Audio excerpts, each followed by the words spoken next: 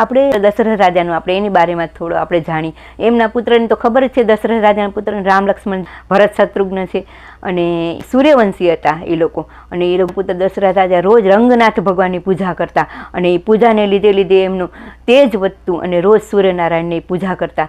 અને એમના ઘરે ત્યાં પુત્ર નહોતા તો એમને અશ્વમેઘ યજ્ઞ કર્યો અને યજ્ઞથી એમને 4 પુત્ર બન્યા. અને એ દશરથ રાજા દયાવાન અને એ હરોજ એ લોકોને રઘુ રાજામાં એટલું હતું કે પ્રાણ જાય પણ વચન ન જાય એટલી રઘુકુળની રીત હતી. અને એ હરોજ દાન દક્ષિણા બ્રાહ્મણોને સેવા ભાવ કરતા અને જે કોઈ ભૂખ્યું હોય એના ઘરેથી ભૂખ્યું ન જતું એટલા દયાવાન હતા દશરથ રાજા. દશરથ રાજાની બારેમાં તો શું વાત કરી મિત્રો. દશરથ રાજા નસીબવાળા કેટલા કે એમના ઘરે રામ ભગવાન વિષ્ણુ ભગવાનને જન્મ લેવો પડ્યો. એ નસીબવાળા દશરથ રાજા અને ધન્ય છે એ ત્રણેય માતા અને ધન્ય છે દશરથ રાજા. મિત્રો મારો દશરથ રાજાનો વિડીયો સારો લાગ્યો તો ખૂબ ખૂબ આભાર. તમે જોતા રહેજો અને થેન્ક યુ અને લાઈક કરજો, શેર કરજો. ખૂબ ખૂબ ધન્યવાદ.